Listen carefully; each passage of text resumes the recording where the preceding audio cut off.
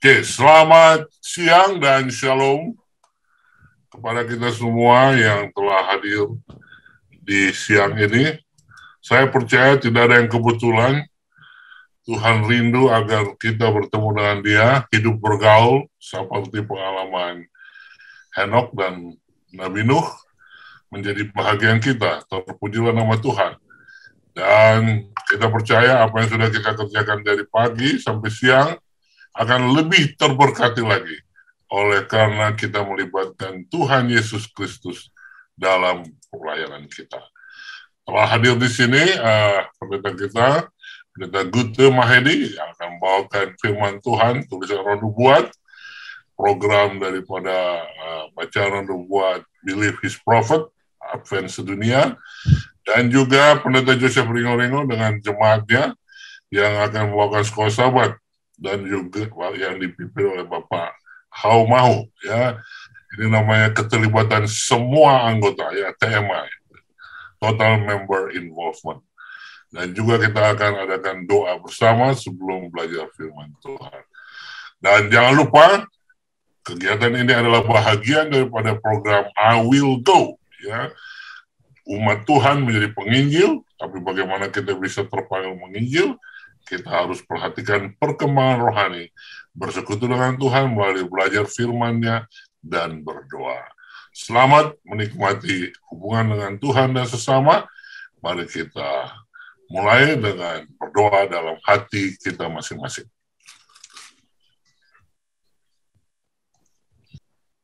Pada siang hari ini, saya ingin menyapa saudara-saudari yang terkasih di dalam Tuhan, yang menikmati, yang mengikuti akan program ini melalui streaming Zoom ataupun melalui Facebook.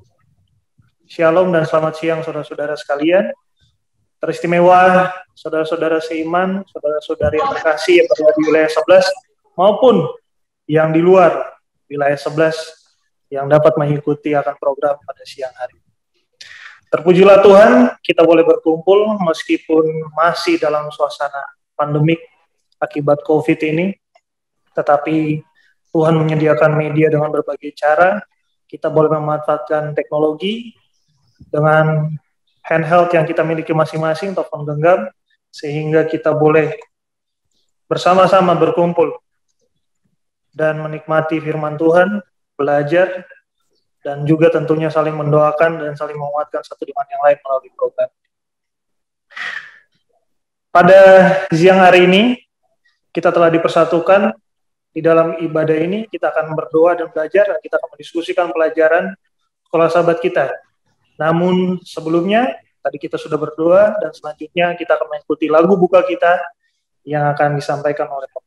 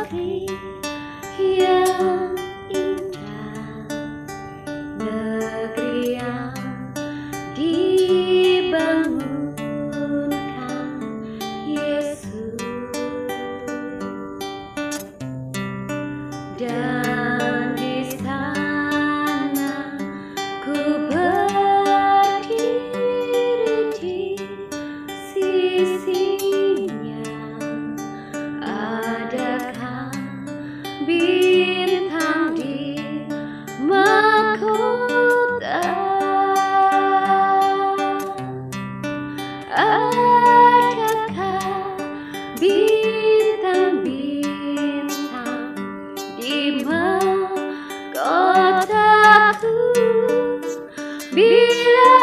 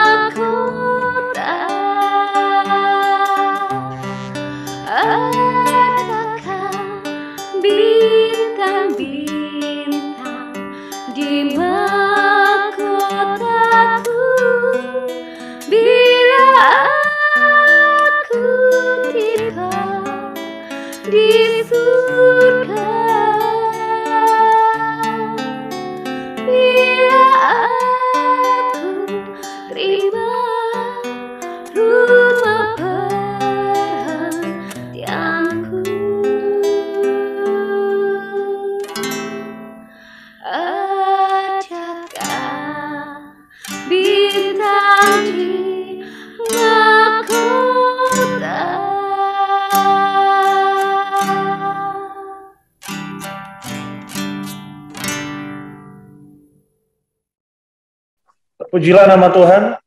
Terima kasih untuk lagu pujian yang telah disampaikan. Kiranya itu menguatkan iman kita dan kita semakin bertumbuh untuk tetap percaya dan yakin kepada Tuhan. Selanjutnya, untuk memimpin kita pada siang hari ini lewat tuntunan Roh Kudus, mari saya mengundang Ibu Dono Kambi untuk memimpin kita dalam doa buka. Mari kita tunduk kepala dan berdoa. Ya Tuhan Allah Bapa yang berserta dalam kerajaan surga, kami berikan puji syukur kehadirat-Mu Tuhan atas kesempatan yang Tuhan berikan kepada kami untuk mempelajari firman-Mu.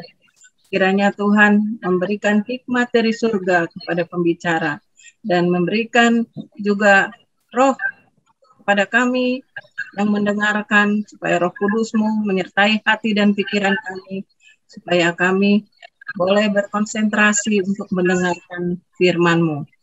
Bapa, sertai acara ini dari awal hingga akhir. Apapun yang kami perbuat, biar kehendak-Mu yang jadi. Ampuni dosa dan salah yang telah kami perbuat, Bapa, karena kami minta semua demi nama anak-Mu Yesus Kristus, Juru Selamat dan Penebus kami. Amin. Amin. Terima kasih Ibu Dono Kambi yang sudah mendoakan doa buka di siang hari ini. Dan berikutnya, saudara-saudari yang terkasih dalam Tuhan, kita akan mengikuti pelajaran Roh Nubuat yang akan disampaikan oleh Pendeta Gute Mahidi. Shalom, selamat siang untuk kita semua. Shalom, Pak. Kembali kita bersyukur pada Tuhan pada siang hari ini, karena Tuhan berikan kepada kita waktu yang indah untuk kita boleh kembali mempelajari akan tulisan Roh Nubuat yang akan memandu pikiran kita untuk terlibat di dalam penginjilan dan juga menjadikan doa sebagai bagian penting dalam penginjilan yang kita lakukan. Hari ini memasuki hari yang ketiga, di mana kita membahas mengenai doa dan penginjilan. Dan pada hari ini saya awali dari tulisan yang diambil dari buku Testimonies for the Church, jilid ke-6, halaman 29. Dituliskan sebagai berikut: setiap orang dipanggil untuk berdoa bagi jiwa-jiwa. Tidak semua orang dipanggil untuk pekerjaan pribadi di ladang asing. Tetapi semua dapat melakukan sesuatu melalui doa dan karunia mereka untuk membantu pekerjaan misionaris. Saudara terkasih dalam Tuhan, siapapun kita, apapun pekerjaan kita, apapun talenta atau karunia yang kita miliki, kita semua memiliki kesamaan.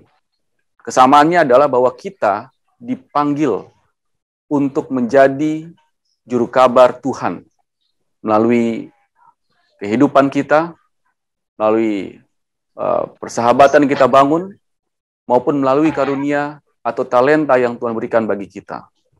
Nah, tentu semua orang tidak memiliki karunia yang sama.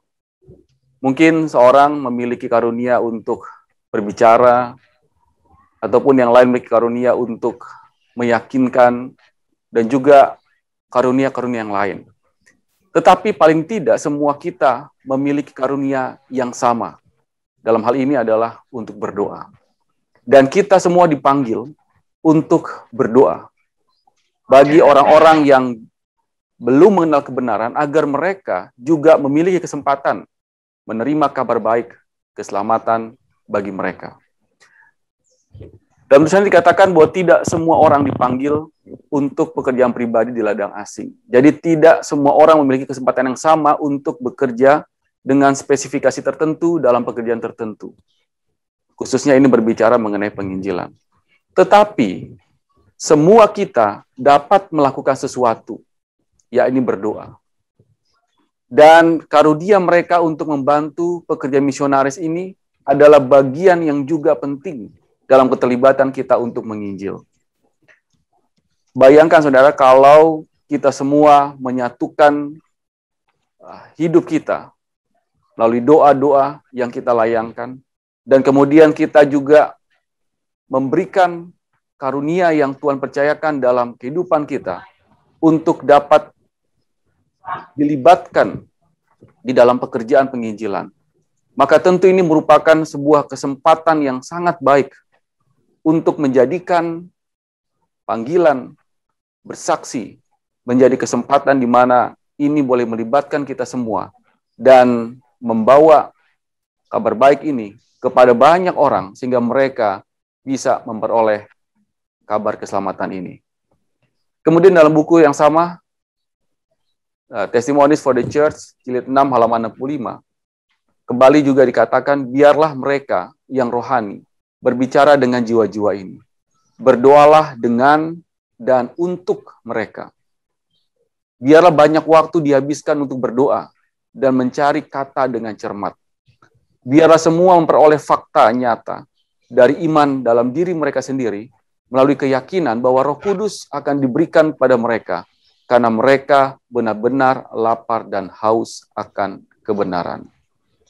Biarlah mereka yang rohani, mereka yang terpanggil untuk menjadi bagian di dalam rencana keselamatan ini, memiliki kerinduan untuk bertemu dengan jiwa-jiwa yang rindu juga untuk mendapat kabar keselamatan ini. Biarlah mereka mendedikasikan waktu yang khusus untuk berdoa bagi jiwa-jiwa ini. Berdoa untuk memohon kuasa Roh Kudus memampukan mereka untuk menyampaikan kabar keselamatan ini pada mereka. Dan memohon kepada Tuhan seperti yang sudah kita bahas kemarin, agar kiranya malaikat-malaikat Tuhan akan melangkah lebih dahulu di hadapan kita untuk menjamah hati mereka, mempersiapkan hati mereka, sehingga ketika kita bertemu dengan mereka, maka pekabaran yang kita sampaikan akan jatuh di tanah yang subur. Sehingga benih-benih kebenaran itu akan tumbuh dan menghasilkan buah, sehingga kehidupan mereka boleh juga mendapatkan berkat, bukan hanya berkat secara dunia, tetapi juga berkat keselamatan dalam kehidupan mereka masing-masing. Oleh karena itu, panggilan yang juga diberikan pada kita di dalam tulisan ini adalah biarlah banyak waktu dihabiskan untuk berdoa dan mencari kata dengan cermat. Artinya mencari kata dengan cermat ini adalah kita berbicara dan perkataan yang kita sampaikan kepada mereka adalah kata-kata yang berdasarkan dari firman Tuhan. Sehingga doa akan memberikan kuasa pada setiap kata-kata yang kita sampaikan kepada jiwa-jiwa ini. Mereka mengambil keputusan bukan karena kefasihan kita berbicara, bukan karena kepandaian kita untuk merangkai kata, tetapi mereka diyakinkan oleh karena Roh Kudus yang bekerja melalui kehidupan kita, melalui perkataan kita. Dan itu sebabnya mengapa doa ini menjadi bagian yang paling penting di dalam penginjilan. Tulisan ini juga menambahkan di bagian yang ketiga adalah, biarlah semua memperoleh fakta nyata dari iman dalam diri mereka sendiri, melalui keyakinan bahwa Roh Kudus akan diberikan kepada mereka. Karena mereka benar-benar lapar dan haus akan kebenaran. Jadi biarlah di dalam doa kita, kita memohon agar kiranya Roh Kudus itu bekerja kepada diri kita, sehingga kita mampu untuk berkata-kata dengan perkataan yang benar, yang datang dari firman Tuhan. Dan Roh Kudus yang sama juga akan memenuhi hati orang-orang yang kita temui. Orang-orang di mana kita berbicara akan kabar baik, kabar keselamatan ini. Dan biarlah Roh Kudus ini akan membuat mereka lapar dan haus akan kebenaran. Sehingga setiap firman yang diperdengarkan, setiap firman diajarkan, yang disampaikan, ini akan menjadi berkat kerohanian dalam kehidupan mereka. Di dalam tulisan The Science of the Times yang terbit pada tanggal 16 Maret 1882.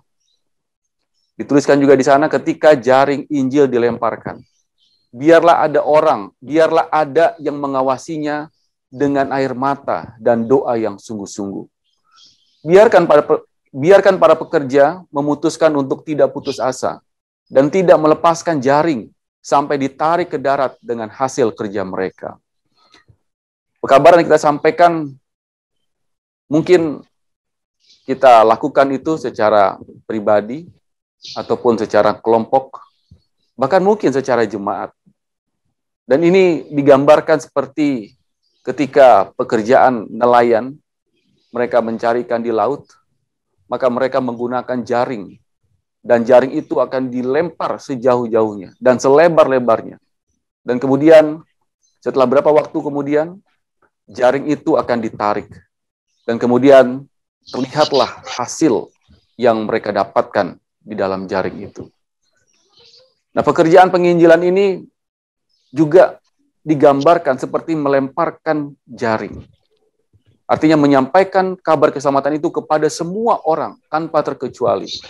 Mungkin ada orang-orang yang memang rindu untuk mendengarkan kabar keselamatan ini. Mungkin ada orang-orang yang tadinya biasa-biasa saja untuk mendengarkan kabar keselamatan, tidak begitu penting dalam kehidupan mereka. Tetapi setelah mereka mendengarkan kabar keselamatan ini, maka hidup mereka diubah.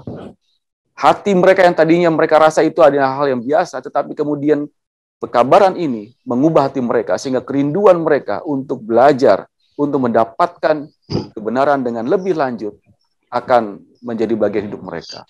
Ataupun juga ada mungkin orang-orang yang ketika mendengar kabar keselamatan ini, mereka menganggap hal yang biasa, dan mereka tetap menganggap itu menjadi hal yang tidak penting. Tetapi dengan berjalannya waktu, walaupun pada saat itu mungkin mereka tidak memberikan respon apapun, tetapi beberapa waktu kemudian, maka hati mereka juga akan diubahkan. Dan itu sebabnya pekabaran ini harus dilakukan, diberikan, disampaikan kepada semua orang tanpa terkecuali. Dan yang paling penting adalah ketika Injil disampaikan, maka kita tidak hanya membiarkan Injil itu menyampaikan dan kemudian tidak ada apapun yang kita lakukan setelah kita menyampaikan pekabaran yang penting ini. Tetapi nasihat yang diberikan adalah biarlah kita tetap mengawasi bagaimana Injil itu yang telah disampaikan, yang telah didengarkan oleh orang-orang, di mana kita bertemu dengan mereka, di mana kita berbicara dengan mereka, dan kemudian kita doakan Injil itu, agar kiranya Injil itu memiliki kuasa untuk mengubahkan hati, sehingga mereka yang mendengarkan memiliki kerinduan untuk menerima Injil itu, dan kehidupan mereka pun menjadi kehidupan yang di dalam bagian untuk memperoleh keselamatan. Biarkan para pekerja memutuskan untuk tidak putus asa. Banyak orang yang terlibat dalam penginjilan, kemudian mereka melihat bahwa apa yang mereka lakukan sepertinya tidak menghasilkan apapun. Seperti sia-sia apa yang telah mereka lakukan untuk sekian waktu lamanya. Tetapi tulisan Roh Nubuat pada siang hari ini mengingatkan kita untuk tidak putus asa. Nah, mungkin beberapa di antara kita yang terlibat di dalam penginjilan ini telah melakukan berbagai macam metode.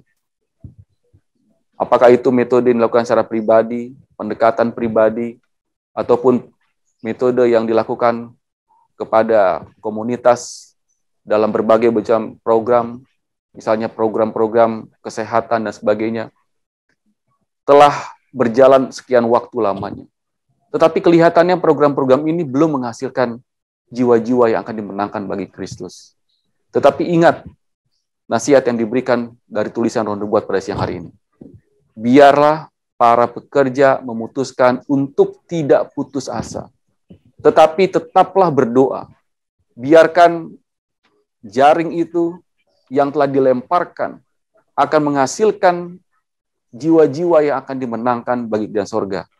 Kalaupun mungkin kelihatannya waktunya tidak cepat untuk kita bisa menyaksikan hasil dari yang dilakukan, tapi ingat bahwa tidak ada pekerjaan yang akan sia-sia ketika kita bekerja dengan sungguh-sungguh.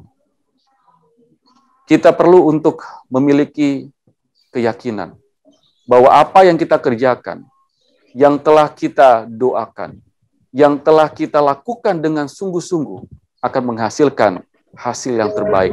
Karena ini bukanlah pekerjaan yang akan menjadi prestasi untuk diri kita. Tetapi ini adalah sebuah tanggung jawab yang Tuhan berikan. Agar kita melakukan dengan sepenuh hati. Agar kita lakukan ini dengan penuh kesukaan. Dan hasil yang didapatkan bukanlah untuk menjadi kebanggaan kita. Tetapi biarlah jiwa-jiwa yang dimenangkan ini hanyalah untuk kemuliaan bagi nama Tuhan. Dan setiap jiwa yang akan dimenangkan adalah menjadi kesukaan untuk surga. Bukan untuk pribadi kita. Tetapi kita diminta untuk terlibat secara aktif. Kita diminta untuk berperan dengan sepenuh hati di dalam pekerjaan penginjilan ini. Dan doa harus menjadi bagian penting di dalamnya. Dalam buku Testimonies for the Church, kembali disampaikan kepada kita, tapi ini merupakan sebuah pengalaman dilakukan oleh Nyonya Ellen G. White. Bagaimana beliau melakukan pekerjaan dengan sungguh-sungguh untuk menyampaikan kabar keselamatan ini kepada orang-orang yang ada di masanya pada saat itu. Tetapi di saat yang sama juga dia menghabiskan waktu yang panjang untuk berdoa bagi jiwa-jiwa yang dia rindu untuk juga mendapatkan keselamatan ini. Saya memutuskan bahwa upaya saya tidak akan pernah berhenti sampai jiwa-jiwa yang saya kasih ini, yang sangat saya minati, berserah kepada Tuhan. Saya menghabiskan beberapa malam penuh dalam doa yang sungguh-sungguh bagi mereka yang telah saya cari dan kumpulkan untuk tujuan bekerja dan berdoa bersama mereka. Kerinduan yang dilakukan oleh Nyonya Ellen G. White adalah kerinduan yang bukan hanya menyampaikan Injil, tetapi kerinduan ini juga agar orang-orang yang menerima pekabaran dari Injil itu juga pada akhirnya mengambil keputusan penting, yaitu menyerahkan diri mereka kepada Tuhan. Dan itu sebabnya tidak cukup bagi Nyonya Ellen G. White hanya menyampaikan Injil ini kepada mereka.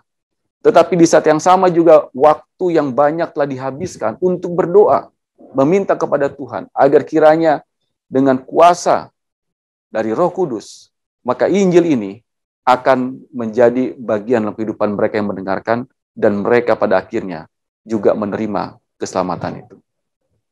Di setiap pertemuan kecil kami, saya terus menasihati dan berdoa untuk masing-masing secara terpisah. Sampai setiap orang menyerah kepada Yesus, mengakui manfaat dari kasih pengampunannya. Setiap orang diinsafkan kepada Allah. Jadi panggilan yang dibuat oleh Nyonya Ellen G. White saat itu juga adalah keterlibatan semua orang untuk bersaksi dan juga berdoa. Berdoa secara pribadi, berdoa secara kelompok, meminta dalam setiap doa yang dilayangkan, agar kiranya Injil yang telah disampaikan ini boleh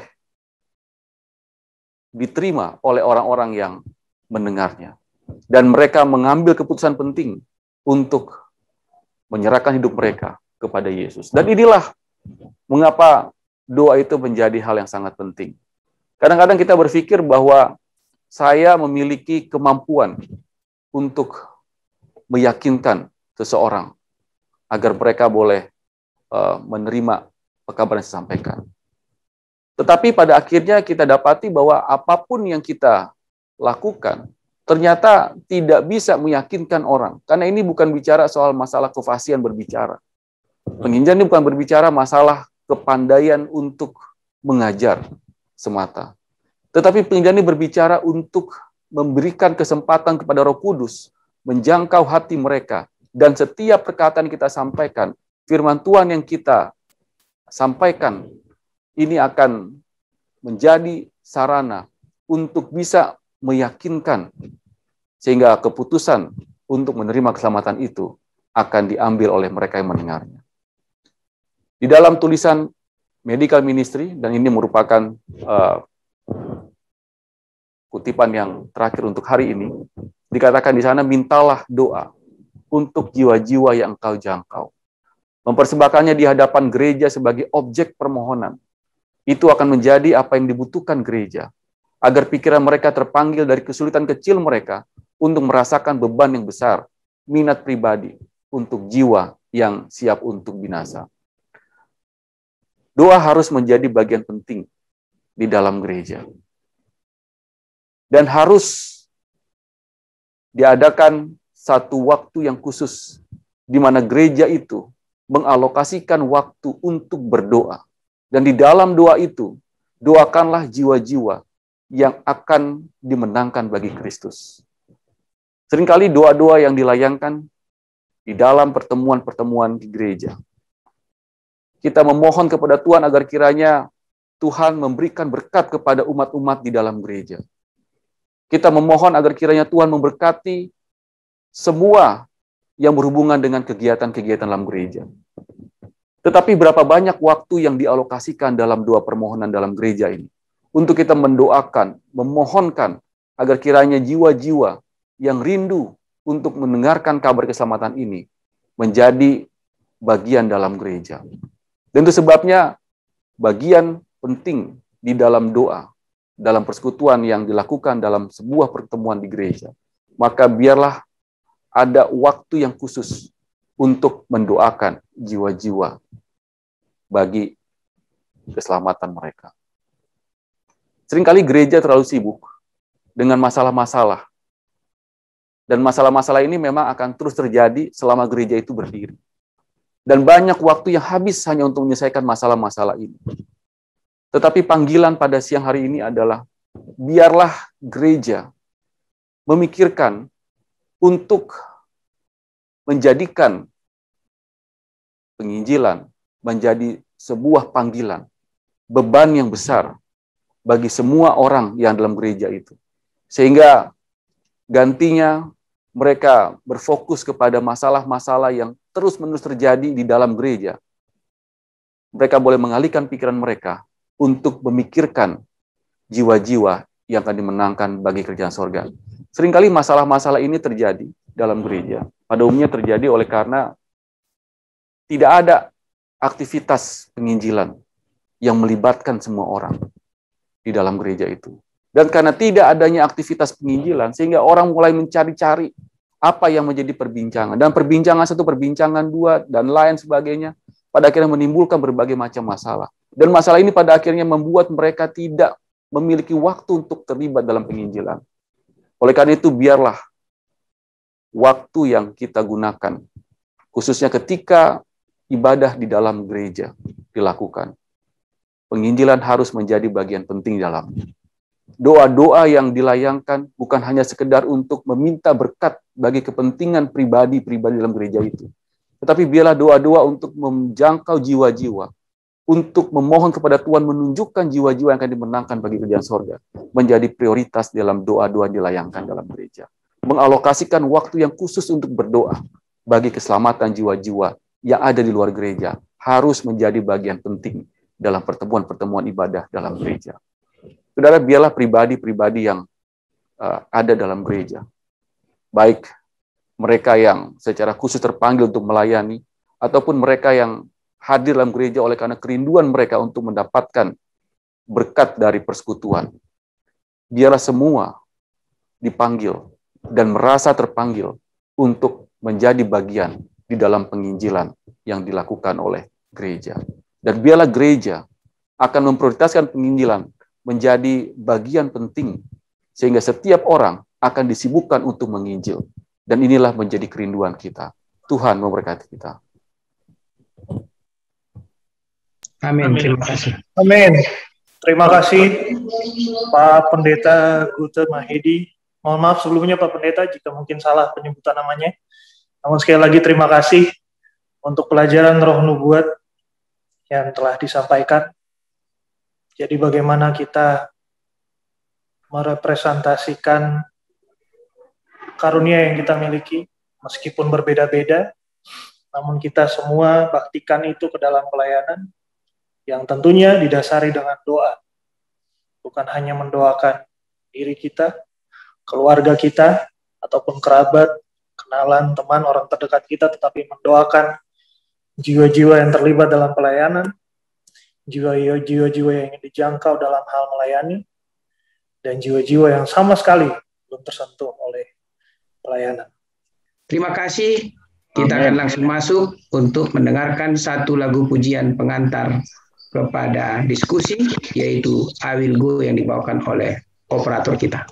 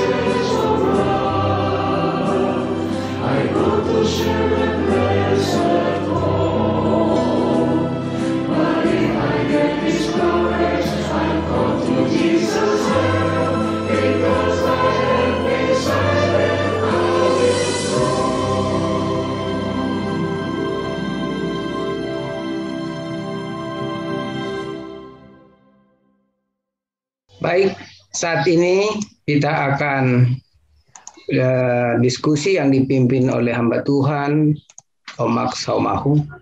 Untuk waktu 20 menit ke depan, saya berikan kesempatan ini. Silakan Om Max. Baik, Shalom, selamat siang Pak Pendeta Sam Simrangkir dan hamba-hamba Tuhan yang saya cuma lihat. Selamat siang Pak, memberkati Pak. Dan hamba-hamba Tuhan, saudara-saudara maupun saudara seiman, walaupun saya tidak kenal, namun yang terdapat dalam partisipan di list ini. Halo. Halo. Halo. Ya, Pak Ketua. Lanjut Om. Oke, fine. Kita terima kasih atas kepercayaan diberikan kepada kami siang hari ini, sehingga kita dapat bersama-sama untuk belajar sekolah Sabat. Setelah tadi kita mendengarkan, kita belajar mengenai kajian roh nubuat yang dibangun oleh pendeta yang mengingatkan kami bahwa walaupun ada satu statement, walaupun dikatakan bahwa saya, jika hal yang paling utama yang mendorong saya menjadi orang Kristen adalah agar saya bisa masuk surga. Dan ada kan statement seperti itu. Tapi ada disangka bahwa kemungkinan bahwa saya sama sekali bukan seorang Kristen. Karena orang yang Kristen yang sepenuhnya dikuasai oleh Roh Allah, Roh Kristus, lebih memikirkan keselamatan orang lain daripada keselamatan diri. Sehingga terima kasih pada siang hari ini diingatkan bagaimana kami mengikuti akan program daripada GC untuk I Will Go dengan talenta kita masing-masing dan karunia roh dari kita masing-masing. Baik, sebelum kita mulai, kita berdoa sejenak untuk minta Tuhan sama-sama menolong kita sama belajar Tuhan yang dalam waktu yang siang hari. Bapa di surga, terima kasih atas kesempatan Tuhan berikan buat kami dengan napas hidup, dan kami boleh sama-sama berkumpul di siang hari ini untuk kami mau diberi telinga, diberi kata-kata untuk mendengar nasihat Tuhan. Tolong kami Tuhan, kami tertindas karena dosa. Dan kami banyak hal yang kami tidak mengerti, mau rindu mengenal Tuhan dengan benar dan baik. Tolong kami. Terima kasih Bapak, terima kasih Tuhan, terima kasih Roh Kudus. Dalam nama Tuhan Yesus. Baik. Pelajaran kita siang hari ini adalah pelajaran yang hari Rabu, pelajaran yang kelima mengenai satu bangsa yang besar. Di pelajaran ini diingatkan bahwa ditulis bahwa Allah tidak hanya berjanji kepada Abraham bahwa melalui dia semua bangsa di bumi akan diberkati. Tapi Tuhan berkata bahwa dia akan menjadikannya bangsa yang besar. Kalau kita baca di Kejadian 18 ayat 18, kita baca di buku sekolah sahabat kita juga ada. Kejadian 12 ayat 2 dan Kejadian 46 ayat 3. Janji yang luar biasa yang diberikan pada seorang Abraham, walaupun dia hanyalah seorang pengembara. Kalau kita belajar sekolah sahabat yang lalu-lalu, dia hanyalah seorang pengembara, tapi Allah milih dia. Yang tidak jelas, walaupun dia keturunan ke-10 dari Nabi Nuh, kalau saya salah tolong diluruskan aja. Dia pengembara yang tidak jelas di salah satu daerah terpencil di dunia saat itu, menunjukkan kita pelajaran ini bahwa Allah itu sangat menghargai manusia yang berbeda. Dari apa yang kita seringkali sebagai manusia yang berdosa, seringkali kita hargai tentang diri kita sendiri ataupun orang lain. Sehingga kalau kita belajar nanti, apa sih yang mungkin dilihat Allah di dalam diri Abraham, sehingga Allah memilih dia untuk menjadi berkat bagi dunia ini. Nah, di pelajaran kita ini, di pelajaran kita ini dikatakan sini, tapi janji ini belum sepenuhnya digenapi saat Abraham hidup. Karena Ishak dan Yakub juga tidak melihat kegenapannya.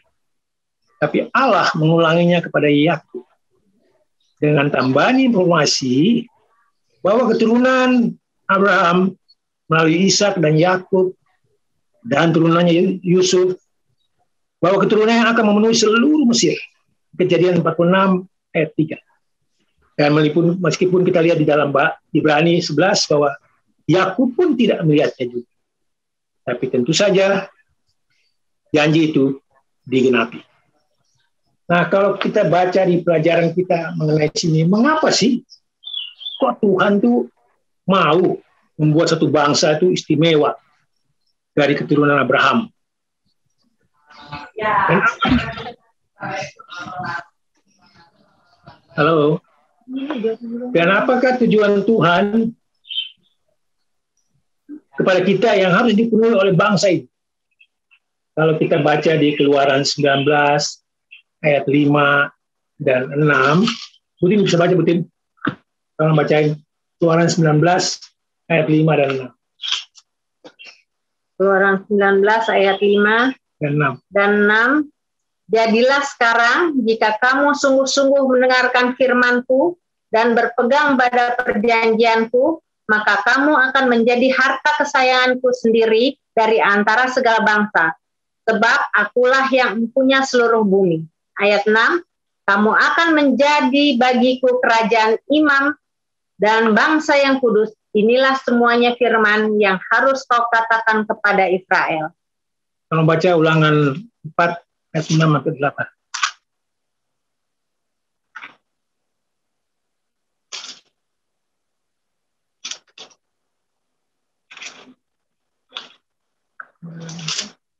Dalam 4 ayat 6 sampai 8. Lakukanlah itu dengan setia, sebab itulah yang akan menjadi kebijaksanaanmu dan akal budimu di mata bangsa-bangsa yang pada waktu mendengar segala ketetapan ini akan berkata, memang bangsa yang besar ini adalah umat yang bijaksana dan berakal budi. Sebab bangsa besar manakah yang mempunyai Allah yang demikian dekat kepadanya seperti Tuhan, Allah kita setiap kali kita memanggil kepadanya. Dan bangsa besar manakah yang mempunyai ketetapan dan peraturan demikian adil, seperti seluruh hukum ini yang kubentangkan kepadamu pada hari ini. Di dalam Yesaya 60 ayat 1-3, situ dikatakan bahwa bangkitlah menjadi teranglah sebab terangmu datang, dan kemudian Tuhan lebih terbit atasmu. Sesungguhnya kegelapan menutupi bumi dan kekelaman menutupi bangsa-bangsa, tapi terang Tuhan terbit atasmu, dan kemuliaannya menjadi nyata atasmu, dan bangsa-bangsa berduyun-duyun datang kepada terangmu, dan raja-raja kepada cahaya yang terbit pagi. Jadi saudaraku, jadi kalau kita lihat, kalau mengenai terpilih, kenapa Tuhan itu memilih turunan Abraham, di sini dikatakan kenapa sebagai bangsa yang istimewa. Kalau kita lihat di Ulangan 7 ayat 6, Tuhan katakan, sebab engkaulah umat kudus bagi Tuhan Allahmu. Engkaulah yang dipilih oleh Tuhan Allahmu dari segala bangsa di atas muka bumi ini untuk menjadi umat kesayangannya. Nah, kalau kita baca di Keluaran 7 juga, pasal yang sama, ayat yang sama Tuhan katakan di Keluaran 7 ayat 6, dikatakan begini.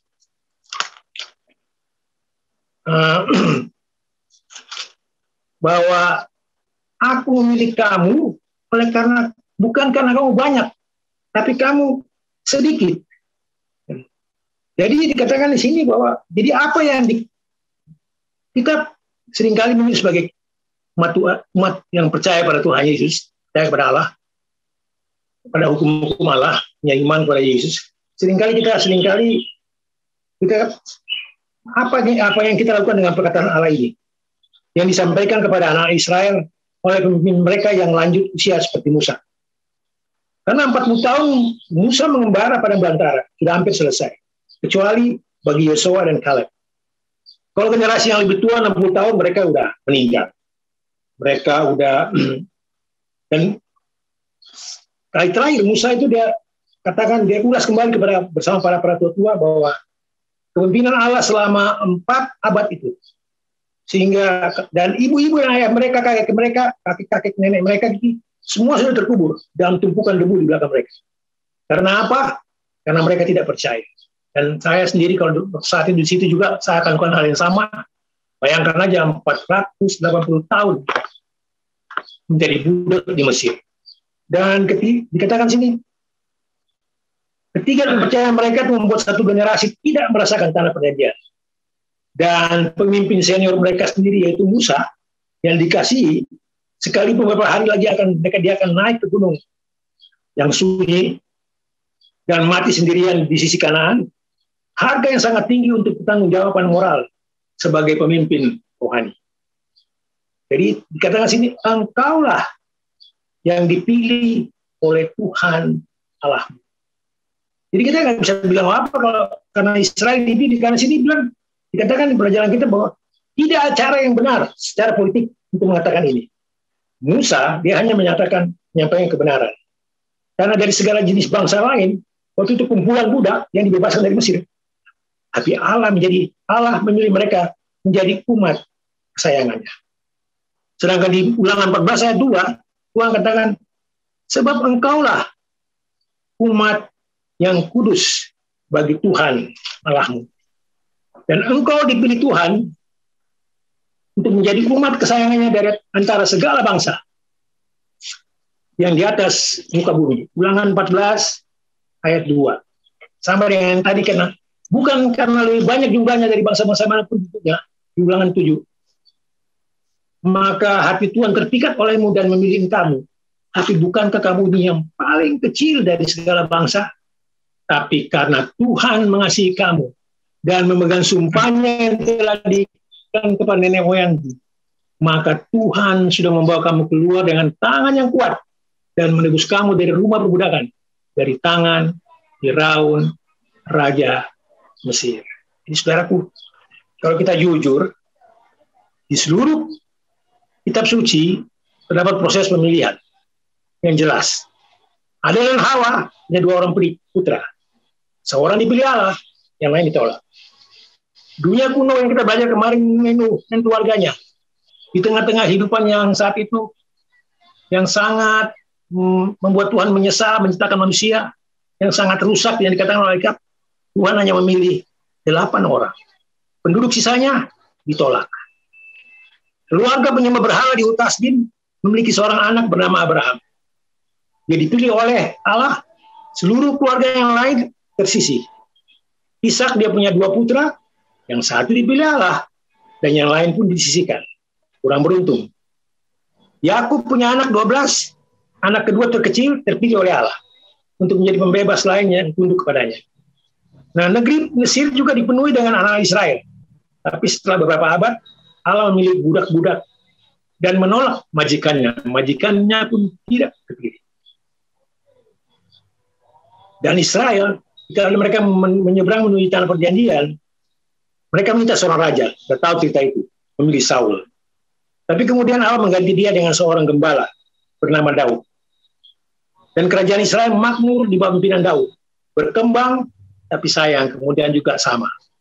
Dosa lagi, murtad, dan jatuh. Dan raja menggantikan raja, beberapa dipilih Allah, yang lain pun ditolak. Sampai akhirnya tersisa 1 umat sisa. Jadi umat sisa yang terpencar kembali pulang itu, berapa kemudian muncullah dalam diri Immanuel, yaitu Allah, Yesus dari Nazaret. Dikasihi orang banyak, tapi ditolak juga saat itu oleh penguasa dan hukum. Dan ketika dia dibangkitkan, dia terpisah, kisah yang terpilih berlanjut dan berlanjut. Dikatakan di sini, intinya sepanjang sejarah suci, Allah masih memilih satu komunitas iman yang dia identifikasi sebagai yang terpilih. Di perbatasan tanah perjanjian, sehingga Musa dia ingatkan pokok penting yang tidak bisa dibantah ini. Sebab engkaulah umat yang kudus bagi Tuhan Allahmu, dan engkau dipilih Tuhan untuk menjadi umat kesayangannya dari antara segala bangsa yang ada di muka bumi. Jadi saudaraku, kita tahu kalau kita berada di perbatasan tanah perjanjian tersebut, itu yang sangat penting, di mana kita memahami bagaimana tadi roh nubuat kita pelajari, memahami misi ilahi, kemana kita akan menjadi berkat bagi dunia ini, dimanapun kita berada. Jadi terakhir kali di Keluaran 19 ayat 5 dikatakan, jadi sekarang jika kamu sungguh-sungguh mendengarkan firman-Ku dan berpegang pada perjanjian-Ku, maka kamu akan menjadi harta kesayangan-Ku sendiri di antara segala bangsa. Sebab Akulah yang punya seluruh bumi. Dan itulah kenapa kalau kita belajar mengenai kenapa umat Israel itu terpilih. Kalau kita belajar ke bawah lagi, pelajaran yang ke bawah, terbukti bahwa kitab suci bahwa Allah bermaksud menarik perhatian bangsa-bangsa di dunia kepadanya melalui kesaksian bangsa Israel. Walaupun kita sudah belajar dari Yesaya bahwa dia mempunyai kebun anggur yang Israel ada kebun anggur yang baik, dia tanami, dia sirami, tapi sayang kebun anggurnya mengeluarkan anggur yang asam. Sehingga kalau kita baca sedih di dalam Yesaya 1 dikatakan, aku sudah, katakan Yesaya 1 katakan, aku sudah terbebani sangat berat Aku sudah, kalau saya sering kali baca ayat ini, kasihan Tuhan itu. Dikatakan sini gini, aku benci melihatnya, semua itu menjadi beban bagiku. Aku sudah payah menanggung. Saya sering kali sedih kalau baca ini. Itulah Allah kita ya. Bertanggung jawab, penuh dengan kasih, tapi tetap dia bertanggung jawab kepada umat pilihannya. Sehingga dikatakan sini, anak-anak Israel harus menduduki segenap bidang yang sudah ditetapkan oleh Allah kepada mereka. Bangsa yang menolak berbakti dan melayani Allah yang benar harus diusir. Tapi maksud Allah adalah bahwa pernyataan tabiat Allah melalui Yesus, melalui bangsa Israel, manusia akan ditarik padanya. Dan undangan Injil ini harus disampaikan ke seluruh dunia melalui pengajaran dari hal upacara persembahan. Nah, kalau baca di ayat di ini yang terakhir, dapatkah Anda melihat persamaan antara apa yang Tuhan inginkan lakukan oleh orang Israel dan apa yang Tuhan inginkan lakukan melalui gereja kita? Kita sudah belajar tadi mengenai Israel harus menjadi berkat. Walaupun kita sedih, mereka gagal, dan kita belajar kemarin, kita mendapatkan pelajaran rohani Israel rohani bahwa aku akan memberikan mereka hati yang baru. Hati yang baru. Hati daging, hati yang keras akan dilakukan dari mereka. Nah, di dalam Petrus 2 ayat 9, kita sudah sering baca, pendeta juga sering kali mengingatkan kita bahwa apa yang Petrus 2 ayat 9 katakan bahwa kamu adalah bangsa, kamu adalah bangsa yang terpilih, imamat yang rajani, bangsa yang kudus, umat kepunyaan Allah sendiri.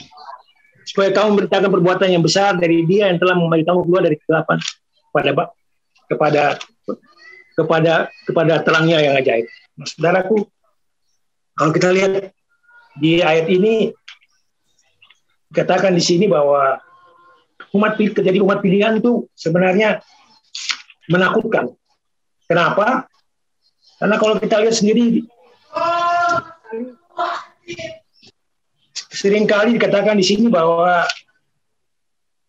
karena kita itu memang bangsa yang unik. Kalau di sini dikatakan bangsa yang terpilih unik, peculiar people. Pernah baca kalau nggak salah peculiar people itu unik sekali ya. You are chosen by God. Nah, siapa yang memilih kita? Saya sendiri atau kita? Tapi dikatakan sini peculiar people adalah umat kepunyaan Allah sendiri. Jadi Allah yang memilih. Jadi bangsa yang terpilih, imamat yang rajani adalah Allah yang memilih. Bangsa yang kudus, umat kepunyaan Allah sendiri. Nah, kita baca dipilih dengan maksud supaya dibeli karena kita punya perjanjian darah. Kalau nggak salah Paulus katakan, kita punya perjanjian darah yang Paulus katakan di, kalau nggak salah saya lupa, di Kisah kalau nggak salah, bahwa perjanjian kita dengan Tuhan adalah perjanjian darah. Nah, dikatakan di situ Webster Dictionary katakan peculiar adalah cirinya hanya satu orang dan mereka itu istimewa, ya, istimewa. Kenapa? Mereka khusus, mereka tersendiri, mereka unik. Dan unik di sini bentuknya adalah lain daripada lain, tidak ada persamaannya, satu-satunya. Nah, kalau dikatakan umat Allah yang unik, kalau kita katakan di sini yang berbeda, nama gereja kita adalah GMAHK.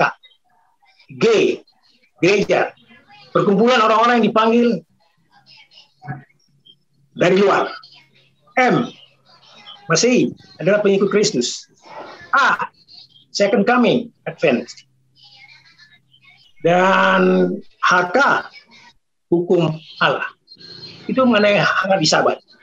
Nah, Alkitab adalah salah satunya pedoman kita, sumber percaya kita, dasar peraturan iman kita. Adalah satu otoritas yang tinggi. Doktrin Alkitab yang kita imani. Dan Dikatakan di situ bahwa kita punya pelajaran, apalagi Tuhan Yesus coming sudah tidak akan lama lagi setelah pelajaran kita. Nah, ada tujuh dikatakan ada 7 yang unik. Kenapa yang unik? Dikatakan kita memelihara hari Sabat. Kita mempunyai identitas di dalam Wahyu 16 ayat 6 dan Wahyu 14 ayat 6 dan 7. Tugas daripada kita yang dikatakan tadi, apakah tugas kita? Di dalam Wahyu 14 6 ayat 7 yang harus diberitakan. Takutlah akan Allah dan muliakan Allah karena Dia menciptakan langit dan bumi. Dan dikatakan sini identitas Allah sebagai pencipta langit dan bumi dan segala isinya. Dia menguduskan kita beribadah pada hari ke-7, saat hari Sabtu, 24 jam untuk urusan Allah. Kalau Mazmur 84 dikatakan, kalau nggak salah, lebih baik 1 hari di rumah Allah daripada 1000 hari di tempat lain. Di Yesaya 58 ayat 13, hari Sabat adalah hari kenikmatan. Dikatakan sini, berkat-berkat yang sudah diberikan kepada nenek moyang kita Israel sebagai jaminan. Dan Allah juga akan memberikan kita di tengah-tengah yang kita tahu sendiri sekarang mengenai pandemi COVID-19 maupun juga varian baru ini. Di Tokyo sudah shutdown, di India yang begitu parah, di Prancis, di mana-mana. Nah, bagaimana syaratnya? Asalkan kita tidak melakukan urusan kita mengenai Yesaya 58. Nah, apa yang kita lakukan? Delight, satu kenikmatan. Beribadah adalah satu kenikmatan. Seperti Zoom ini sekarang ini, satu kenikmatan beribadah kepada Tuhan. Saya juga kadang senang kepada Tuhan. Senang juga Tuhan menghukum dunia ini dengan Tuhan izinkan hukuman bagi dunia ini dengan prahara ini, dengan wabah ini, supaya semua orang mencari Tuhan. Dan kalau nggak salah di Matius 24 jadi bahwa Injilnya akan diberitakan kepada seluruh dunia dan baru sudah tiba. Ya, jadi kita senang sekali. Bukan saya mensyukuri bahwa wabah ini atau sombong rohani bahwa saya nggak kena penyakit, saya nggak tahu. Dan malam atau besok bisa kena penyakit wabah ini. Tapi kita senang mana-mana kan. Dan kita menyanyi, kita berdoa adalah kenikmatan. Kita mendengar firman, kenikmatan. Kita mendengar khotbah, kenikmatan. Ya. Dan dikatakan lagi bahwa banyak hal di situ kita lihat kita beda mengenai berpakaian, kita berbeda mengenai makanan minuman, kita berbeda juga mengenai pakaian, kita menjauhkan dari hiburan malam dan lain-lain. Makanya dikatakan kita adalah umat yang unik. Jadi kalau orang lain lihat kita memang sulit. Makanya kalau dikatakan di Yohanes 6, orang kata Yesus katakan bahwa tidak ada seorang pun datang kepada kecuali Allah menariknya kepada. Jadi saya sendiri bergembira, saya jadi Advent. Saya juga pikir nggak mungkin. Kami orang Ambon paling susah jadi Advent karena doktrin, karena itulah warisan orang tua, agama orang tua. Semuanya karena kasih karunia aja yang memanggil saya sendiri untuk kenal menjadi Advent. Karena malam terakhir, mana besok saya akan berangkat, malam terakhir itu aja, cuma dengar hari Sabat. Lalu kalau itu bekerja buat saya, dia cuma bilang, kamu sudah berbakti. Berarti saya dalam hati bilang, oh saya sudah berbakti di hari yang salah. Saya pulang tanya orang tua saya, dia bilang, mereka diam, mereka senyum, mereka bilang habisnya itu agama orang tua. Ya udah. Tapi mereka tidak melarang saya, dan mereka bersenang. Sehingga ayah saya pun sendiri, waktu saya sudah kenal Tuhan, selama itu kan saya tidak pernah kenal Tuhan. Saya ikutin jalan hidup saya sendiri. Waktu saya sudah kenal Tuhan melalui pelajaran saya di Advent, di organisasi ini, ayah saya bilang, kamu sudah kenal Tuhan, kalau Tuhan mau ambil saya. Dan benar, bulan depan kemudian dia meninggal. Jadi saudaraku, jadi kita menjadi orang Advent, kita bersukalah. Kita sangat bersuka kalau kita menjadi umat yang unik. Mudah-mudahan kita punya umat yang unik ini menjadi berkat buat kita, walaupun waktu udah kelebihan 5 menit. Baik, terima kasih Pak Max untuk pelajaran yang begitu luas disampaikan. Terpujilah Tuhan dan kiranya kita diberkati. Ya, terima kasih untuk penyampaian pelajaran sekolah sahabat dan diskusi. Selanjutnya, jelang akhir akan program Mari Berdoa dan Belajar Firman Tuhan di siang hari ini, kita akan mengikuti lagu tutup yang akan diputar oleh operator. Hari jiwa satu, hari jiwa satu, oh tolonglah aku Tuhan.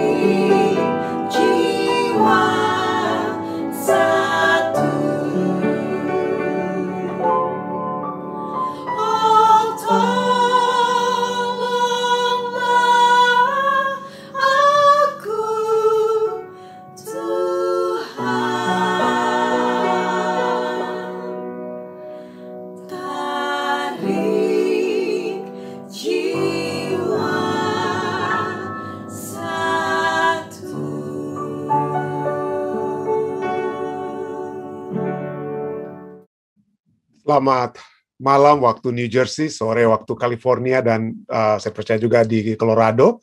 Selamat pagi buat saudara sekalian yang juga sudah bergabung dari Indonesia. Selamat juga tengah malam bagi Tante Jamie dan Om Snukaban yang sudah bergabung dari Jerman dengan bersama-sama dengan kita. Kita bersyukur karena pada kesempatan ini kembali kita dapat memperoleh kekuatan dari surga, pengharapan yang dapat selalu memberikan kekuatan, menjadi panas dari firman Tuhan. Itu adalah kehangatan yang sejati yang tentunya dapat kita peroleh dalam kehidupan kita di dalam dunia yang semakin tidak menentu ini. Baik saudara sekalian, seperti biasa kita akan mempelajari pelajaran sekolah sahabat kita yang akan saya bagikan pada saat ini. Pada hari ini Selasa tanggal 27 April ya, tahun 2021 kita akan mempelajari tentang janji Mesias. Jadi tadi malam juga sudah kita bahas tentang kepada Abraham diberikan satu perjanjian, satu janji, yaitu keturunannya, dan itu adalah keturunan tersebut adalah janji daripada Mesias tersebut. Dan pada saat ini juga kita adalah bagian kedua, apa yang kira-kira yang telah Yesus berikan kepada kita. Ya, seperti menyambung apa yang kita sudah bahas tadi malam. Jadi, apakah kedatangan Yesus itu telah merubah segala sesuatu yang ada dalam dunia ini sejak di zaman dia hingga di zaman kita saat ini. Jadi pada saat ini kita akan membahas tentang janji Mesias bagian yang kedua. Ada satu kutipan yang menarik yang ditulis oleh Thomas Browne yang ditulis tahun 1600-an, jadi berapa ratus tahun lalu ya. Di sana dikatakan, untuk menikmati kebahagiaan yang sesungguhnya, kita harus berjalan ke suatu negeri yang sangat jauh, bahkan di luar diri kita sendiri, untuk menikmati kebahagiaan yang sejati. Maka kebahagiaan yang sejati itu tidak akan saudara dapati, tidak akan saya dan saudara dapati di dalam negeri kita, di dalam dunia kita saat ini. Tetapi dikatakan yang sejati itu, kebahagiaan yang sesungguhnya itu adalah di tempat yang sangat jauh, di luar diri kita sendiri. Lihatlah kutipan di atas yang ditulis tahun 1600-an. Apakah Anda setuju atau tidak?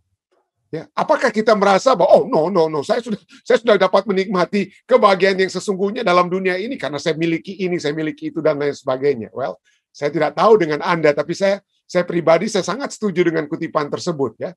Karena dalam keadaan apapun saja kita bisa melihat bahwa kebahagiaan yang sejati itu tentunya kita tidak akan pernah dapatkan secara konsisten dan sempurna di dalam dunia ini. Ya. Bacalah itu dalam konteks 1 Tesalonika 4 ayat 16-18 dan Wahyu 3 ayat 12. Mari kita baca. Dalam 1 Tesalonika 4 ayat 16-18 di sana dikatakan, sebab pada waktu tanda diberi, yaitu pada waktu penghulu malaikat berseru dan sangkakala Allah berbunyi, maka Tuhan sendiri akan turun dari sorga, dan mereka yang mati dalam Kristus akan lebih dahulu bangkit. Sesudah itu, kita yang hidup, jika saat Yesus datang, kita masih hidup, maka dikatakan apa? Sesudah itu, kita yang hidup, yang masih tinggal, akan diangkat bersama-sama dengan mereka dalam awan menyongsong Tuhan di angkasa. Demikianlah kita akan selama-lamanya bersama-sama dengan Tuhan. Karena itu, hiburkanlah seorang yang lain dengan perkataan-perkataan ini. Kenapa ini menjadi satu penghiburan? Ya, kata menghibur berarti kita saat ini berada dalam keadaan duka dalam dunia ini, dan kedukaan kita ataupun masalah kesedihan dan lain sebagainya itu hanya akan berakhir pada saat kita melihat kedatangan Yesus yang kedua kali, lalu kita akan bertemu kembali dengan orang-orang yang kita kasih, yang mereka dibangkitkan dan diangkat ke awan-awan bersama-sama dengan kita, menyongsong Tuhan di angkasa. Jadi saat ini kita masih perlu dihibur. Kita belum memperoleh kebahagiaan yang sejati saat ini di dalam dunia. Apapun yang Anda miliki, apapun yang keberadaan Anda, kita masih memerlukan penghiburan yang sejati yang hanya terjadi pada saat Yesus datang di kali yang kedua. Wahyu 3:12 katakan juga apa? Barang siapa menang, ia akan kujadikan soko guru dalam bait suci Allahku, dan ia tidak akan keluar lagi dari situ. Dan padanya akan dikutuliskan nama Allahku, nama kota Allahku, yaitu Yerusalem baru, yang turun dari sorga dari Allahku, dan namaku yang baru. Saat ini kita belum menjadi soko guru, dengan kata lain ya. Kita belum menjadi siapa-siapa. Kita belum memiliki sekali lagi kebahagiaan yang sesungguhnya atau yang sejati. Nah, satu tulisan yang menarik kita lihat dituliskan oleh Agustin ya. Agustinus itu adalah seorang teolog yang tadinya dia adalah seorang yang kaya raya, ya, seorang yang kaya raya, keturunan keluarga yang kaya, lalu dia begitu hebat di masa mudanya dia habiskan dengan berfoya-foya dan lain sebagainya. Sampai kemudian dia menemukan Yesus, dengan kata lain ya. Dan itu telah merubah kehidupannya. Dan dia sudah melihat segala sesuatunya. Ya, keadaan yang di dunia yang sesungguhnya. Dan inilah yang ia katakan, Agustinus ya. Teolog Kristen mula-mula yang juga cukup terkenal ya. Dikatakan apa? Dia katakan apa tentang kondisi manusia? Bahwa kehidupan kita ini, jika sebuah kehidupan penuh dengan penyakit yang luar biasa, tepatlah disebut ke sebuah kehidupan yang menyaksikan fakta bahwa sejak dari permulaannya, umat manusia yang fana adalah satu ras yang dihukum. Jadi kehidupan kita menurut dia, itu adalah kehidupan yang penuh dengan penyakit yang luar biasa, yang faktanya adalah bahwa kita sejak semula adalah ras manusia yang dihukum. Jadi kita bagaikan orang-orang hukuman. Kita bukan orang-orang yang bebas, bukan orang-orang yang berbahagia, tetapi kita semua menurut Agustinus adalah satu ras yang dihukum. Pertama, dia katakan apa? Mari kita baca terus. Pertama, pikirkan tentang jurang kebodohan yang mengerikan, dari mana semua kesalahan mengalir dan menelan anak-anak Adam dalam satu kolam gelap yang tidak seorang pun dapat melepaskan diri. Kenapa? Dia katakan apa? Kita berada dalam satu kolam yang gelap. Kita semua sedang terendam dalam satu kolam yang gelap, di mana kita tidak dapat melepaskan diri. Apa yang menyebabkan kita tenggelam di sini? Dengan keadaan apa ketenggelaman kita? Dia katakan apa? Yaitu kita tidak dapat melepaskan diri dari apa? Tanpa kerja keras, dari kerja keras, air mata, serta ketakutan. Jadi kehidupan kita dalam kolam ini adalah kehidupan yang bekerja keras, air mata, dan ketakutan. Kemudian, membawa kecintaan kita untuk perkara-perkara yang terbukti begitu sia-sia. Jadi kita pikir, wah, saya akan hidup apa? Saya akan hidup hebat kalau saya miliki itu dan ini. Kalau saya sudah punya ini, saya punya gelar ini, saya punya ini dan itu, maka itu apa? Maka saya sudah memiliki kebahagiaan yang sesungguhnya. Tapi bagi dia apa? Itu semua terbukti sia-sia dan beracun. Dan melahirkan hanya begitu banyak sakit hati, masalah, kedukaan, dan rasa apa? Masalah, kedukaan, dan rasa takut. Jadi hal-hal yang kita cintai. Ya, ada orang yang mencintai harta. Ya, tapi apa yang terjadi dengan harta tersebut? Hanya membawakan sakit hati, masalah kedukaan, dan apa? Rasa takut, karena takut hartanya itu apa? Hilang dan lain sebagainya.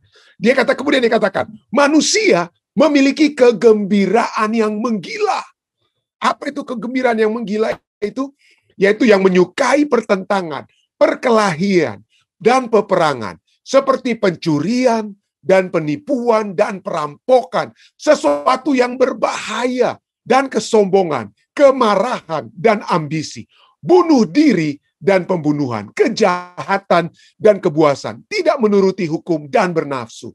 Semua nafsu yang memalukan, mulai dari perzinahan dan perjabulan, hubungan seks antara orang tua dan anak, dan dosa-dosa yang tidak alami, pemerkosaan, dan sejumlah kekotoran lain yang terlalu jahat untuk disebutkan, dan dosa-dosa terhadap agama, pelanggaran terhadap hal-hal yang suci, dan kemurtadan, penghujatan dan sumpah palsu, kesalahan terhadap sesama, fitnah dan kecurangan, dusta dan kesaksian palsu, kejahatan kepada orang-orang dan harta, ketidakadilan di pengadilan dan kemalangan-kemalangan, serta penyakit yang tak terhitung jumlahnya, yang memenuhi dunia, tetapi lepas dari perhatian. Nah, kenapa Agustinus dalam buku Agustinus Hippo ya, dalam bukunya City of God ini, dia katakan seringkali hal yang buruk ini yang terjadi dalam dunia ini, seringkali yang memenuhi dunia ini, tetapi lepas dari apa? Lepas dari perhatian. Nah, Kenapa ini sering kali lepas dari perhatian? Padahal kalau kita lihat, kita baca berita, waduh, berita-berita itu penuh dengan apa? Kejahatan demi kejahatan, ya. Ya. Ada begitu banyak ya hal-hal, ya. Saya tidak tahu, ada situ apa ya? Film dokumentari di Amerika yang mulai dari 48 Hours dan lain sebagainya, yang menceritakan tentang pembunuhan-pembunuhan yang terjadi di Amerika Serikat ini. Ya, pada saat seringkali saya cuma lihat sepintas, saya rasa ini sangat-sangat apa ya, mengerikan. Dan biasanya itu dokumentari tentang pembunuhan itu dimulaikan seringkali ya, dimulaikan dengan apa? Waduh, pada mulanya pasangan suami istri ini adalah lambang daripada keluarga yang berbahagia. Tapi apa yang terjadi kemudian? Wah, entah suami dibunuh, atau istri yang dibunuh, atau saling membunuh, dan lain sebagainya. 48 Hours, dan lain sebagainya itu ya. Panorama, dan lain sebagainya itu. Jadi, saya lihat, ya, kenapa? Ini seringkali ya Pak, terlepas dari perhatian. Kenapa? Karena kita seringkali memiliki pandangan yang tinggi terhadap diri kita sendiri. Ya, kita pikir, wah, ini kejahatan-kejahatan yang terjadi di dunia seperti yang dituliskan Agustinus, itu yang sering kita dengar di berita-berita itu dibuat oleh orang lain. Saya tidak mungkin melakukannya. Ya, saya tidak mungkin. Saya orang baik-baik. Dan itulah pandangan kita terhadap diri kita. Kita memandang diri kita itu seringkali lebih baik daripada orang lain. Itu orang lain bisa melakukan perbuatan jahat tersebut, tetapi saya tidak akan mungkin melakukannya. Padahal firman Tuhan cukup jelas. Kita semua adalah orang-orang apa ya? Berdosa. Pengkhotbah 7 ayat 20 katakan, sesungguhnya di bumi tidak ada orang yang saleh, yang berbuat baik dan tidak pernah berbuat dosa. Kita semua sanggup melakukan apa yang dituliskan oleh Agustinus ini, saudara-saudara. Tidak ada seorang pun yang dapat mengatakan, oh saya tidak mungkin melakukan apa yang ditulis oleh Agustinus. Tidak. Tidak. Jangan pernah kita merasa. Kenapa? Karena firman Tuhan sudah menyatakan bahwa kita semua adalah orang berdosa. Dan pengakuan pada saat kita mengakui keberdosaan kita dan kesanggupan kita untuk melaksanakan apa yang ditulis oleh Agustinus ini, maka disitulah kita akan selalu mencoba untuk bergantung sepenuhnya kepada Tuhan. Sehingga kita dapat terhindar dari apa yang Agustinus tuliskan ini. Pelajaran sekolah sahabat kita katakan apa? Kutipan dari Agustinus ini dapat diterapkan terhadap kota-kota modern sekarang ini. Dapat diterapkan kepada saudara dan saya. Tetapi dia menulisnya lebih dari 1.500 tahun yang lalu. Hanya sedikit yang berubah tentang manusia. Yaitu mengapa mereka inginkan satu kelepasan. Beruntung sekali. Betapapun kerasnya situasi kita sekarang ini, masa depan itu cerah. Tetapi hanya oleh karena apa yang Allah lakukan bagi kita melalui kehidupan, kematian, kebangkitan, dan pelayanan Imam Besar Yesus Kristus. Ya. Kegenapan utama dari janji perjanjian yang dibuat kepada Abraham, bahwa melalui benihnya, semua bangsa di bumi akan diberkati. Jadi ada situasi yang lebih baik yang dapat terjadi, yaitu apabila saudara dan saya selalu bergantung kepada Yesus. Selalu bergantung. Maka melalui kita, maka kehidupan yang baik itu dapat disalurkan melalui kita oleh Yesus kepada orang lain. Lihatlah kutipan dari Agustin. Tuliskan dalam kata-katamu sendiri gambaran situasi buruk zaman ini. Pada saat yang sama, carilah ayat-ayat kitab suci apa saja yang Anda boleh dapatkan yang berbicara tentang apa yang telah Allah janjikan bagi kita melalui Yesus Kristus. Contohnya Yesaya 25 ayat 8, 1 Korintus 2 ayat 9, Wahyu 22 ayat 2-5. Dan ayat-ayat lainnya juga yang dapat nanti kita akan lihat bersama di bagian tambahan kita ya. Berpeganglah pada janji-janji itu. Jadikan janji itu milikmu sendiri. Hanya dengan cara tersebut Anda mampu menangkap arti sesungguhnya daripada perjanjian itu. Kita sudah melihat bahwa dunia kita ini apa ya? Penuh dengan hal-hal sangat tepat. Seperti apa yang dikatakan oleh Agustinus, ya, sangat tepat, ya.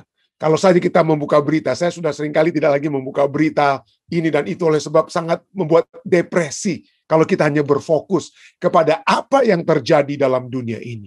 Oleh pemimpin-pemimpin, entah itu oleh pemimpin agama atau pemimpin negara yang seharusnya menjadi contoh, tetapi mereka justru yang apa? Membuat contoh-contoh yang menyebabkan orang-orang pikir bahwa tindakan-tindakan yang merusak sesama itu adalah hal yang, wajar-wajar saja, yang mungkin dapat diterima. Tetapi sesungguhnya itu menandakan dunia yang semakin rusak. Ya. Dan pada saat manusia melihat kerusakan-kerusakan, kejahatan-kejahatan yang terjadi di dunia ini, seringkali kita langsung bertanya, ya Tuhan, kenapa ini terjadi? Di mana Engkau? Ya. Di mana Engkau? The problem of evil, masalah kejahatan, masalah dosa, dan penderitaan itu adalah satu masalah yang sering kali ditanyakan oleh siapa saja.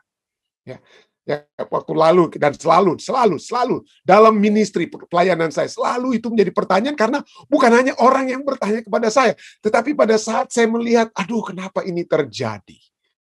Seringkali saya gue bertanya, Tuhan, kenapa ini sampai diizinkan bahkan untuk apa ya terjadi. C.S. Lewis, salah seorang penulis kekristenan yang terkenal, ya tadinya dia adalah seorang ateis, tapi kemudian dia menjadi seorang teolog, pemuka kekristenan yang sangat-sangat dihormati ya. Banyak di antara kita sampai saat ini masih diberkati juga dengan tulisan-tulisan daripada C.S. Lewis. Dan ini dia katakan dari bukunya The Problem of Pain, masalah daripada sakit ataupun penderitaan atau masalah kejahatan dan lain sebagainya ya. Dia katakan, inilah pertanyaan yang sering ditanyakan oleh para ateis seperti dia terdahulunya. Apa itu pertanyaannya? Yaitu ini dia pertanyaan. Jika Tuhan itu baik, if God were good, jika Tuhan itu baik, maka Tuhan akan membuat makhluknya atau anak-anaknya atau umat-umatnya itu sangat berbahagia.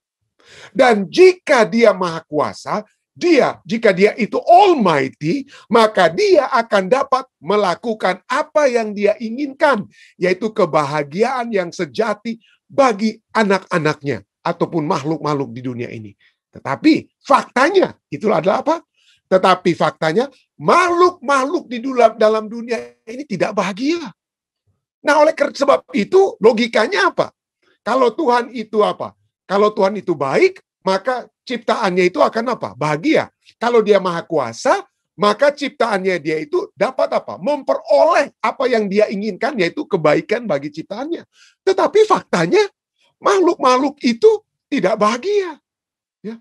Banyak di antara kita yang mengalami duka cita, masalah ini dan itu dalam kehidupan kita. Penyakit, dan lain sebagainya. Dan ini kesimpulannya.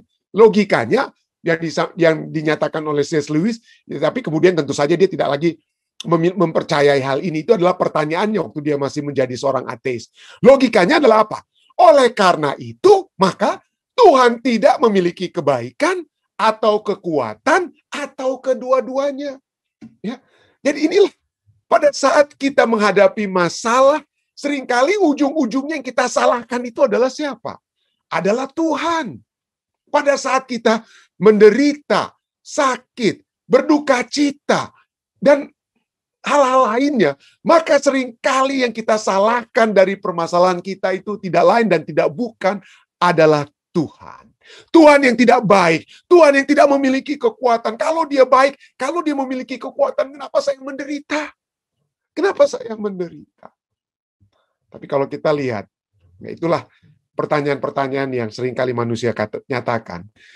Dan salah satu kata kunci yang kita dapat lihat adalah bahwa Allah itu adalah kasih dan itu tidak apa? Tidak dapat diganggu-gugat. Yeremia 31 ayat 3 katakan apa? Kita sudah baca tadi malam, aku mengasihi engkau dengan kasih yang kekal, artinya tidak pernah berubah. Sebab itu aku akan melanjutkan kasih setiaku kepadamu. Kalau demikian Allah yang kasih, Allah yang maha kuasa, dan lain sebagainya yang dapat kita, Allah yang baik. Kenapa ada masalah? Kata kuncinya adalah apa? The great controversy. Ya, ada pertentangan besar yang sudah terjadi. Ya, pertentangan besar. Dan umat manusia itu seringkali melihat bahwa ujung-ujungnya itu Allah, yang sesungguhnya ujung-ujungnya itu adalah setan. Ujung-ujungnya itu adalah setan, yang mana setan dapat membuat kita bahkan untuk membuat hal-hal yang jahat yang dapat terjadi juga kepada diri kita sendiri yang menyebabkan kita menderita. Tetapi segala sesuatu itu bukan rancangan Tuhan. Ya, tidak ada rancangan Tuhan dari semula untuk mencelakakan saudara dan saya. Tetapi Wahyu 12 ayat 7-9 sudah menyatakan, maka timbullah peperangan di surga. Mikael dan malaikat-malaikatnya berperang melawan naga itu. Dan naga itu dibantu oleh malaikat-malaikatnya. Tetapi mereka tidak dapat bertahan. Mereka tidak mendapat tempat lagi di sorga. Dan naga besar itu, si ular tua, yang disebut iblis atau setan, yang menyesatkan seluruh dunia. Dialah penyesat itu. Dialah yang menyebabkan penderitaan-penderitaan itu. Dialah yang menyebabkan penyakit itu dan lain sebagainya. Ya, dia membuat kita sampai kita Ya, ikut nasihatnya, mendapatkan penderitaan-penderitaan yang tidak bisa kita lihat lagi dalam dunia ini. Ada yang lain. Dialah yang menyesatkan seluruh dunia. Dilemparkan ke bawah, ia dilemparkan ke bumi bersama-sama dengan malaikatnya.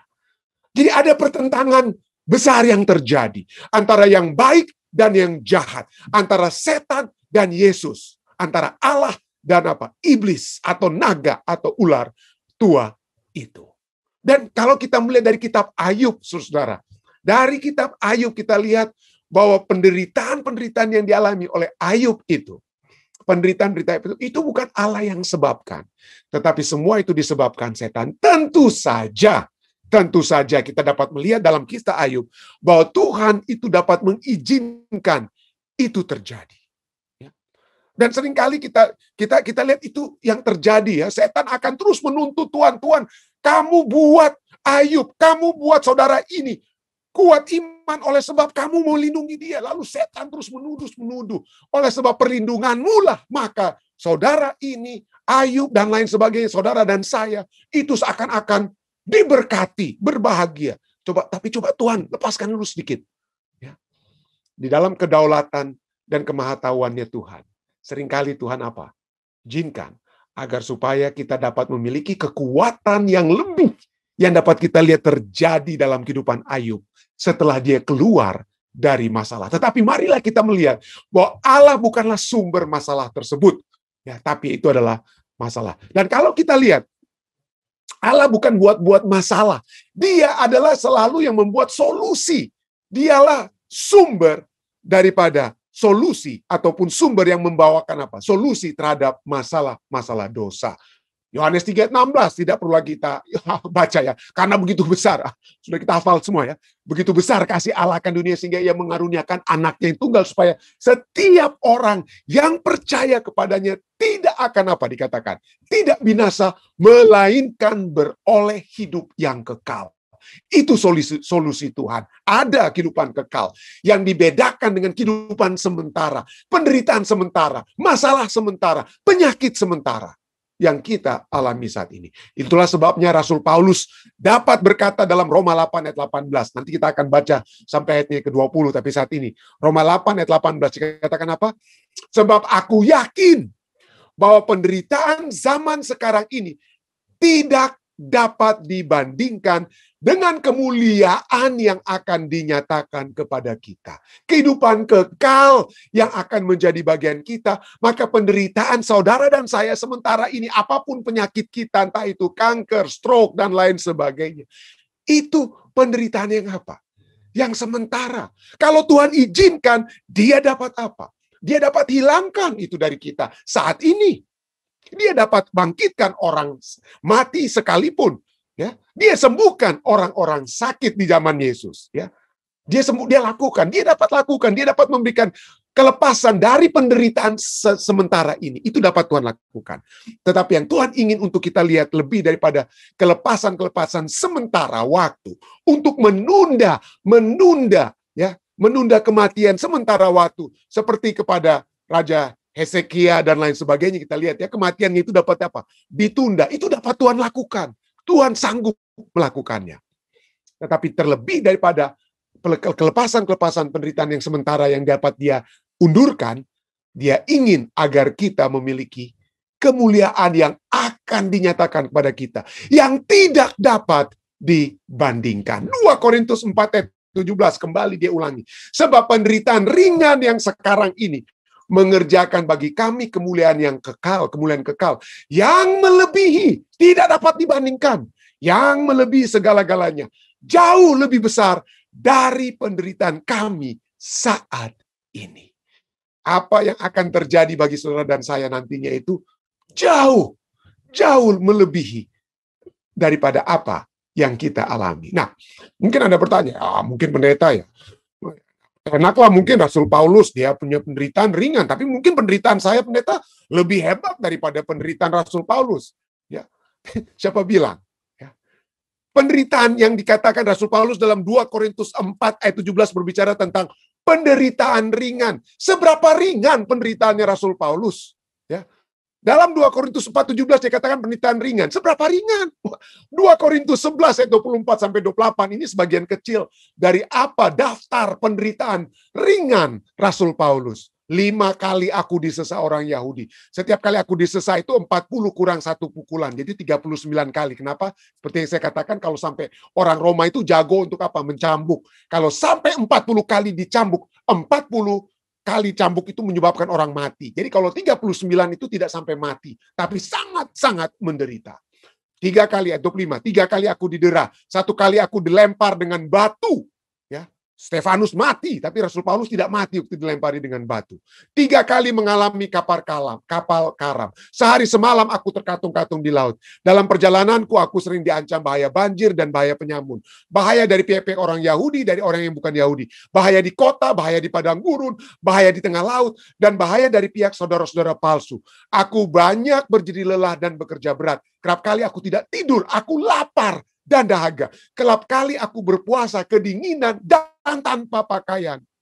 Dan dengan tidak menyebut banyak hal lain lagi, urusanku sehari-hari yaitu untuk memelihara semua jemaat-jemaat. Dan pada akhirnya dia apa? Dipenggal. Penderitaan ringan itu saudara bagi Rasul Paulus, dipenggal. Ya, dan hal-hal lainnya yang dia alami. Kenapa? Karena ada yang lebih baik.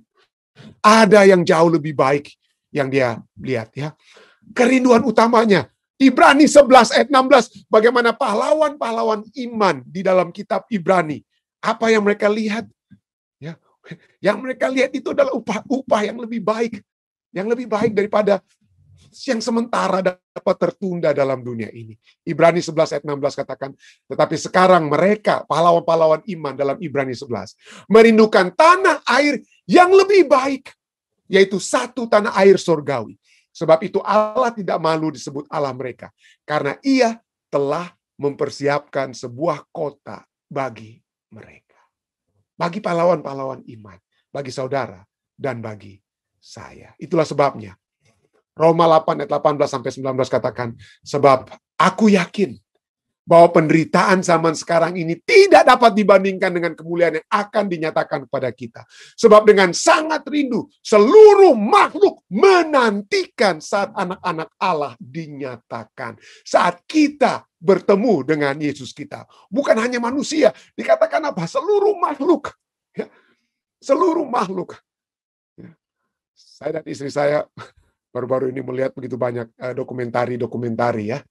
Ya, misalnya ada di Netflix tentang Seaspiracy, apa yang terjadi dengan makhluk-makhluk yang ada di bawah laut, ya, sangat menyedihkan, saudara-saudara. Ya, kita juga melihat Octopus, juga dokumentari tentang Octopus Teacher. Bagaimana makhluk-makhluk ini sesungguhnya telah diciptakan oleh Tuhan dengan begitu hebatnya. Tetapi oleh sebab dosa, kita bisa melihat bagaimana kematian demi kematian yang tidak seharusnya terjadi telah menjadi bahkan bukan hanya manusia, tetapi juga makhluk-makhluk lainnya. Ya. Dan saat ini dikatakan, ayat ini katakan, mereka seluruh makhluk dikatakan apa ya? Menantikan kedatangan Yesus. Saya sudah pernah menyebutkan sedikit tentang seorang yang bernama Richard Baxter, ya, seorang pendeta. Tetapi di masa mudanya sekalipun, ya, dia hidup tidak lama, sakit dari satu penyakit kepada penyakit lainnya. Ya, mulai dari batuk yang tidak pernah berhenti sepanjang hidupnya, darah yang selalu mengalir dari hidungnya di setiap waktu, dikatakan ya, migrain atau sakit kepala, penyakit lambung, tukak lambung, penyakit perut yang dia selalu alami dari waktu ke waktu. Ada kidney stones, dia ada batu ginjal yang selalu ada padanya, gallbladder dan lain-lain sebagainya. Dan berkali-kali dia cuma bisa melihat bagaimana Tuhan telah menyembuhkan dia secara mujizat. Ya, ada satu kali dia mendapatkan tumor di kerongkongannya. Ada tumor di kerongkongannya yang pada saat itu dikatakan dia bisa merasakan pada saat dia berkhotbah, tiba-tiba dia merasakan tumor itu betul-betul hilang, dan pada saat dokter periksa, tumor itu juga dikatakan dinyatakan hilang. Jadi sejak dia berumur 21 tahun hingga kematiannya, dia katakan seldom an hour free from pain. Tidak pernah 1 jam dia lalui sejak umur 21 tahun hingga kematiannya. Tidak pernah dia keluar dari rasa sakitnya. Tapi apa yang menyebabkan dia dapat hidup lebih lebih lama sedikit, dengan kata lain ya. Lebih lama sedikit. Kenapa? Karena dia bukan berfokus kepada penyakitnya. Ya. Dia bukan memfokuskan pikirannya kepada penyakitnya, karena kalau dia fokuskan hanya kepada penyakitnya, maka dia akan terus-menerus depresi, dan yang akan dia keluar itu adalah perasaan-perasaan sakit yang akan selalu menjadi bahagiannya. Tetapi apa yang dia lakukan? Ya, dia selalu, pada saat dia sakit, dia selalu bermeditasi. Yang apa dia meditasi yang dia lakukan? Meditasinya adalah bukan sepanjang hari, di setiap hari. Di setiap hari dia meluangkan waktu, dikatakan ya. Dia meluangkan waktu 1 jam untuk memikirkan tentang surga. Untuk memikirkan kebahagiaan melalui ayat-ayat firman Tuhan yang begitu banyak yang berbicara tentang surga. Dan pengharapan tentang surga itulah yang memberikan kekuatan kepadanya. Ya, kita sering mendengar bahwa seringkali masalah penyakit itu adalah masalah masalah pikiran. Ya, banyak kali orang itu karena stres dan lain sebagainya menyebabkan akhirnya sakit itu begitu hebat. Lalu seringkali dokter berikan suntikan atau obat yang disebut dengan placebo. Tidak ada isinya itu. Tapi ya dokter katakan, wah ini akan menyembuhkan. Jadi pada saat kita minum obat tersebut, wah kita percaya. Ya, wah ini adalah obat yang diberikan oleh dokter. Padahal itu cuma obat kosong atau placebo. Tapi itu menyebabkan perubahan dalam pikiran kita. Kita berpikir langsung positif. Kita pasti akan sembuh. Dan itu betul-betul dapat menyembuhkan kita. Tetapi gantinya kita menggunakan obat placebo. Richard Baxter katakan mari kita memikirkan tentang surga. Dan di dalam bukunya, The Saints Everlasting Rest, ini yang dia katakan. Ya. Jadi dia bermeditasi sepanjang hari. Ya, setengah sampai 1 jam. Setengah sampai 1 jam dia bermeditasi tentang surga. Dan ini dia katakan. Jika Anda mengingini cahaya dan panas, if you have light and heat, mengapa Anda tidak lebih banyak berada di bawah sinar matahari? Jadi kalau kita kedinginan ya, kalau kita merasa kedinginan, kenapa kita tidak berada di bawah sinar matahari supaya kita dihangatkan? Ya. Karena kurangnya kerinduan berjalan ke surga inilah, maka jiwamu seperti pelita yang tidak menyala, dan tugasmu bagai korban tanpa api. Jadi busuk saja itu korban tersebut, karena tidak dapat dikonsumsi oleh api, tidak diterima. Ambillah 1 batu bara setiap hari dari altar ini, dan lihat apakah persembahan Anda tidak akan terbakar. Tetaplah dekat dengan api yang menghidupkan ini, dan lihatlah kerinduan Anda ini menjadi semakin hangat. Kalau kita ingin mendapatkan kekuatan surga, kenapa kita tidak berada di bawah sinar matahari surga? Kalau kita mengetahui bahwa setiap kehidupan umat manusia, kita semua, nanti sahabat ini kita akan bahas ya, kita semua memiliki satu kerinduan untuk satu keadaan yang lebih baik. Dan Tuhan sudah tanamkan itu dalam diri dan pengharapan setiap umat manusia tentang satu keadaan yang lebih baik. Ya.